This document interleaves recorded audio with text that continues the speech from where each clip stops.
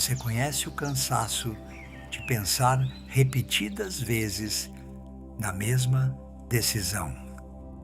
Você a revira na mente enquanto caminha, enquanto trabalha, enquanto tenta adormecer.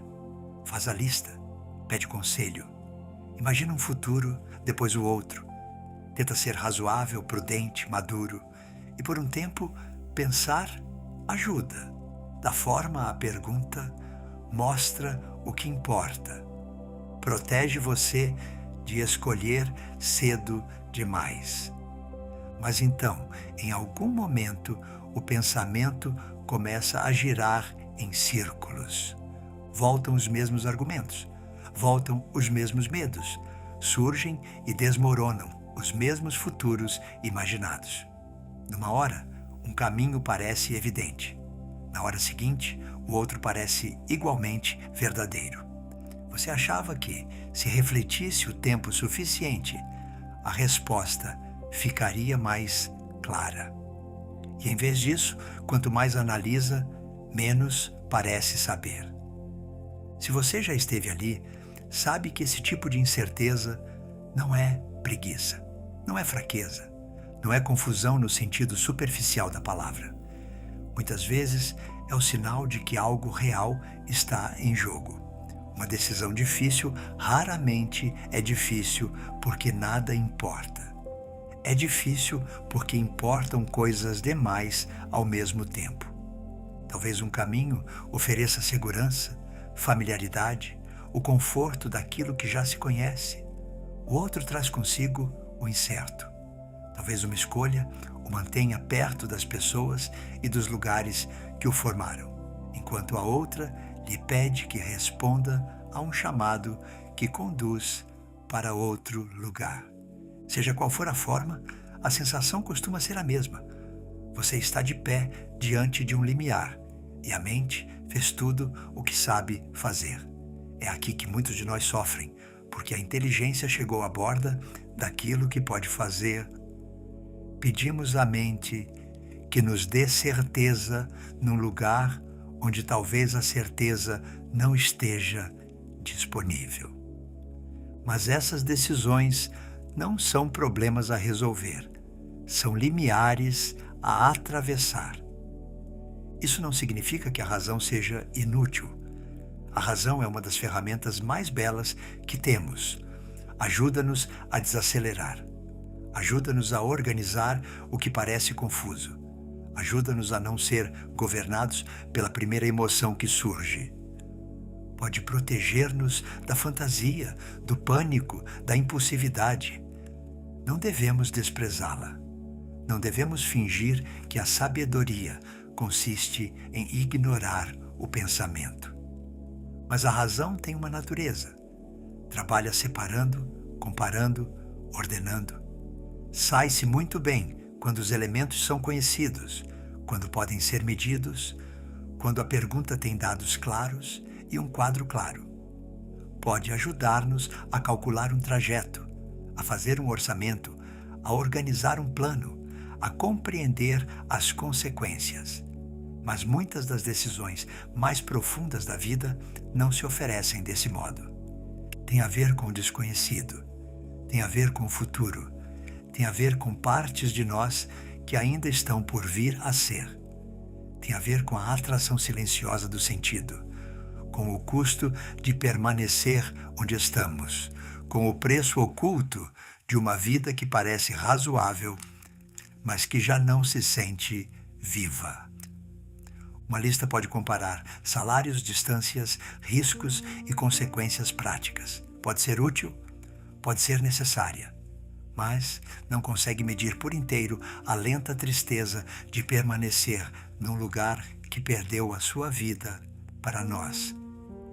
Não consegue medir por inteiro o estranho apelo de um caminho que nos assusta e nos desperta ao mesmo tempo. Isso não é um fracasso da razão. É simplesmente o seu limite. E há alívio em reconhecer esse limite, porque grande parte do nosso sofrimento nasce de pedir ao pensamento que faça aquilo que o pensamento não pode fazer. continuamos a analisar, para além do ponto em que a análise é útil. Acreditamos que mais um argumento, mais uma opinião, mais um cenário imaginado nos dará, enfim, a paz. Mas às vezes, pensar com mais força não esclarece a decisão. Apenas turva a água.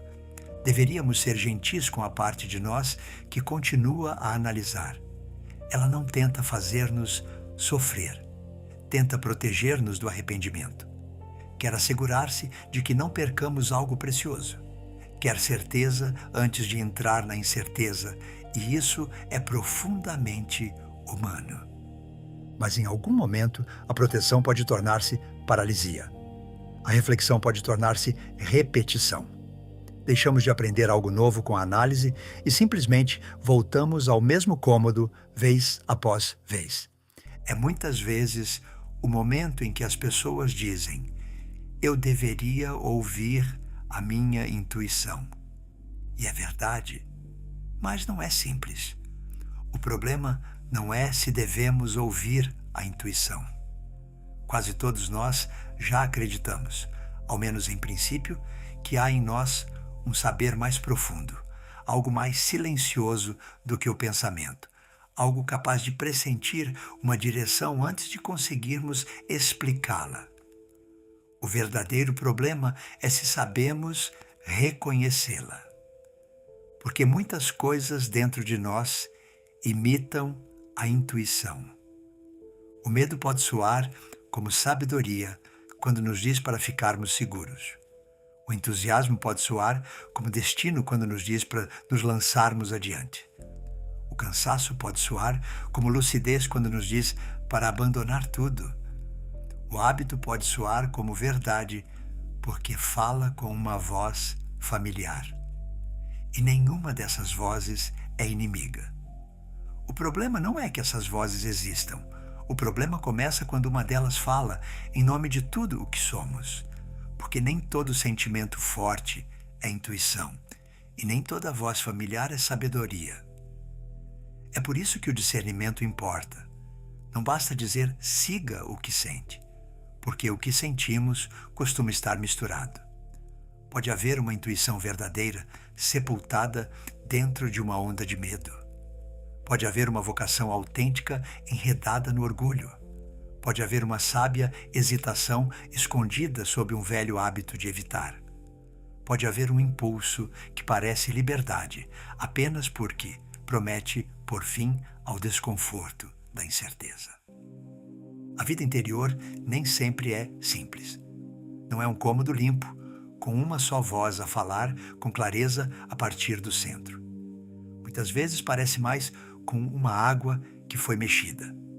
Tudo se move ao mesmo tempo. Medo, esperança, memória, fadiga, desejo, pressão, amor. E quando tudo isso está em movimento, torna-se muito difícil ver através dele. É aqui que uma das imagens taoístas pode ser preciosa. A água turva torna-se clara quando a deixamos repousar. Há uma pergunta na tradição taoísta a qual se voltou durante séculos. Quem sabe clarear a água turva deixando-a imóvel? A imagem é simples. Se um copo de água foi misturado com terra e continuamos a mexê-lo, a lama continuará a turvar tudo. Quanto mais mexemos, menos vemos. Mas se pousamos o copo e o deixamos intocado, algo acontece por si só. Lentamente, a terra desce. A água volta a ficar transparente. A clareza não foi fabricada. Foi-lhe permitido regressar. A água turva não é água ruim. É apenas água que foi mexida. Do mesmo modo, uma mente confusa não é uma mente fracassada. Muitas vezes, é uma mente que vem carregando medo, esperança, memória, pressão e amor, tudo ao mesmo tempo. É uma mente que se esforçou muito para nos proteger. É uma mente que foi mexida por tempo demais por uma decisão que importa. Talvez então o primeiro movimento não seja forçar a clareza. Talvez o primeiro movimento seja parar de mexer. Isso é profundamente diferente da passividade. Não significa que nos recusemos a pensar. Não significa que abandonemos a pergunta. Significa que, depois de o pensamento ter feito o seu honesto trabalho, deixamos as águas interiores assentarem. Paramos de acrescentar mais agitação a um lugar já agitado. Paramos de acreditar que a pressão produzirá sabedoria. A resposta nem sempre chega quando pensamos com mais força. Às vezes chega quando a água assenta. É muitas vezes o mais difícil de aceitar, porque quando estamos incertos, queremos fazer mais. Queremos resolver, perguntar, procurar, comparar, reunir opiniões, imaginar desfechos. Queremos movimentar-nos porque a quietude parece impotência. Mas às vezes é o próprio movimento que mantém a água turva. Há um ponto em que mais análise já não traz mais verdade, traz apenas mais ruído. Isso não significa que a resposta apareça magicamente, no instante em que nos sentamos em silêncio. Às vezes não aparece, às vezes leva tempo, às vezes a água precisa repousar por uma noite, por várias caminhadas, por dias comuns em que paramos de atacar a pergunta e simplesmente a deixamos viver em nós. Mas pouco a pouco, algo muda. As vozes mais ruidosas perdem parte do seu poder. O pânico amolece. A falsa urgência se dissipa. O que resta é mais silencioso, mas muitas vezes mais digno de confiança. Com o tempo, podemos começar a reconhecer a sua textura. Costuma ser mais serena do que o medo. Isso não significa que a decisão será fácil, nem que não sentiremos nenhuma ansiedade. Um caminho justo pode assustar-nos do mesmo jeito. Uma escolha necessária pode fazer o corpo tremer do mesmo jeito. Mas sob o tremor, há muitas vezes uma qualidade diferente. Não pânico, mas firmeza. Não pressão, mas a quieta sensação de que algo em nós está alinhado. O medo muitas vezes fecha o futuro. A intuição pode conduzir-nos à incerteza, mas em geral não encolhe a alma.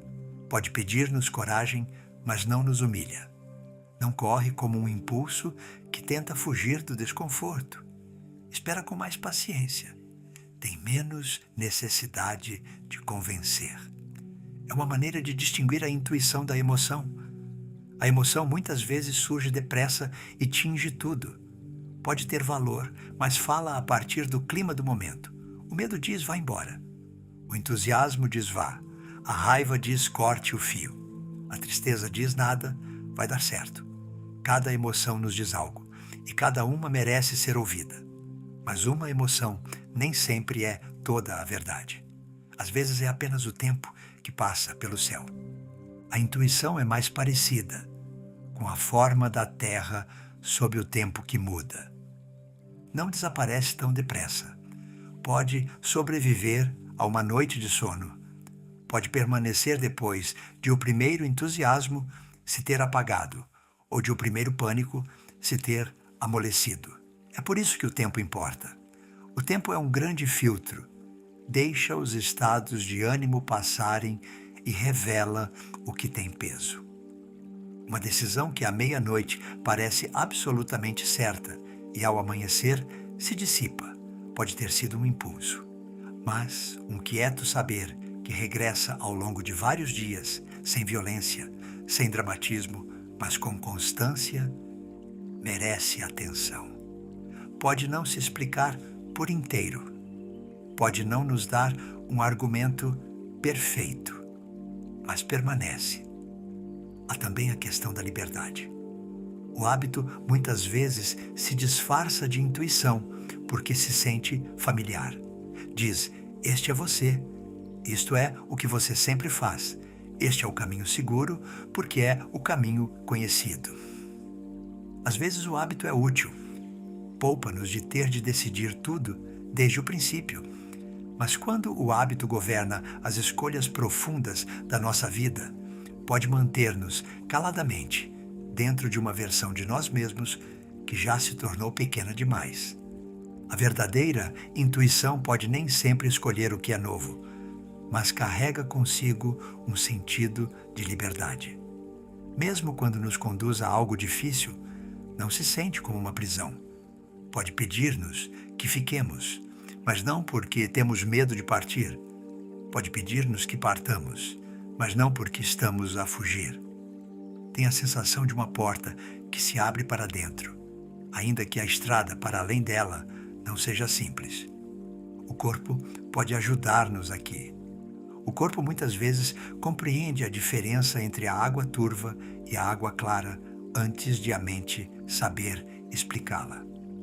Quando estamos presos na agitação, o corpo se contrai, a respiração fica curta, o maxilar se enrijece, o estômago dá um nó. O sistema inteiro parece preparar-se para o perigo. Mas quando o saber mais profundo aparece, mesmo que a escolha continue difícil, costuma haver um pouco mais de espaço. A respiração pode ficar mais funda, o corpo pode não relaxar por completo, mas para de lutar contra si mesmo. Algo em nós se recolhe mais. Talvez ainda tenhamos medo, mas já não estamos somente assustados. E, no entanto, depois de tudo isso, precisamos ser honestos. Algumas decisões nunca chegarão com plena certeza.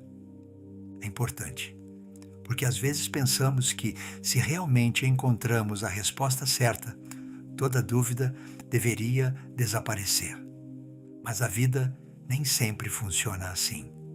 Nas grandes decisões, a dúvida pode permanecer porque algo está de fato sendo arriscado.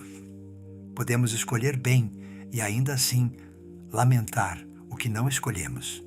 Podemos seguir o caminho mais claro e ainda assim sentir o custo de deixar outro para trás. A intuição não é a promessa de que nunca sofreremos. É uma maneira de escolher a partir do lugar mais claro de que dispomos. É por isso que a decisão certa nem sempre é tomada com triunfo. Às vezes é tomada em silêncio, com humildade, com um pequeno tremor. Não porque estejamos incertos no sentido superficial, mas porque compreendemos que todo caminho real inclui uma perda. Escolher uma vida é deixar que uma outra vida possível permaneça por viver. A ternura em admitir isso permite-nos parar de exigir um tipo de certeza que nenhuma vida humana pode oferecer. Permite-nos tomar decisões sem esperar que toda dúvida se desvaneça.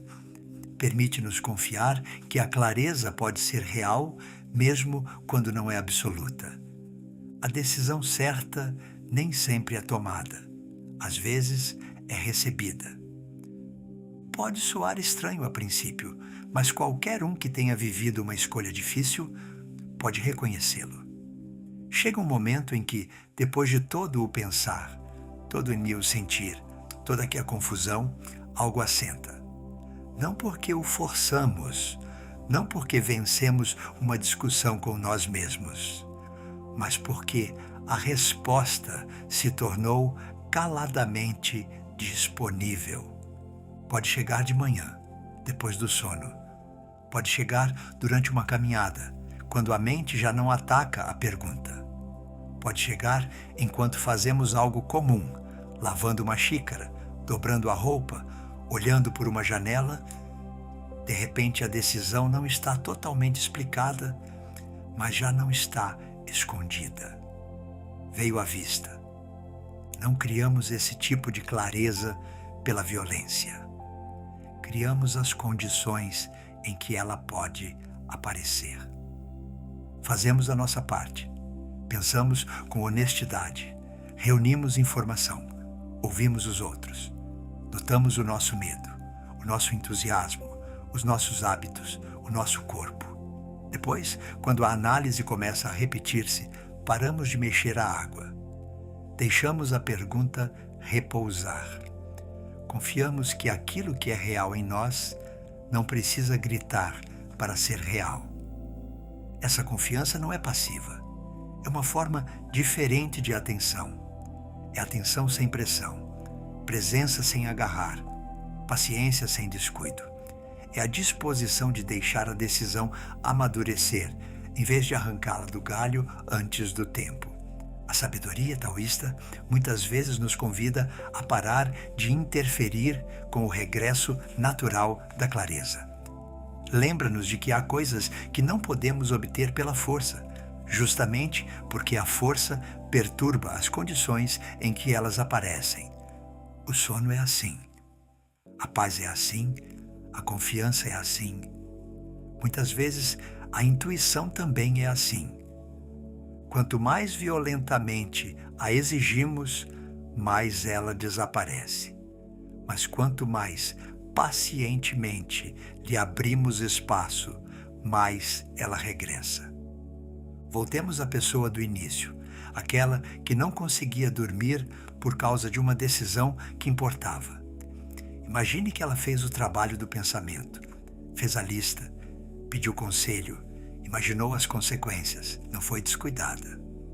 Mas então nota que a análise começou a girar em círculos. Nada de novo está a ser aprendido. Os mesmos argumentos apenas trocam de lugar. Então, lentamente, ela para de mexer. Concede a si mesma vários dias sem forçar a resposta. Caminha, dorme, deixa a pergunta permanecer por perto, mas já não apoia sobre ela todo o seu peso. Na quietude, ela começa a reconhecer as vozes dentro de si. O medo que queria segurança a qualquer custo. O entusiasmo que queria lançar-se. O hábito que queria repetir o familiar. A culpa que queria agradar a todos. Nenhuma dessas vozes é punida. Nenhuma é tratada como inimiga. São ouvidas e depois deixadas assentar. Mas a pessoa começa a perceber a diferença entre o medo que quer fechar a vida e o quieto saber que pede à vida que se abra. Começa a sentir qual incerteza pertence ao crescimento e qual segurança pertence apenas à evitação. Então ela escolhe. Escolhe porque, sob a dúvida, algo claro permaneceu. O passo ainda treme um pouco, mas já não vem somente do medo. Talvez seja o máximo que podemos pedir a nós mesmos em muitas das verdadeiras decisões da vida.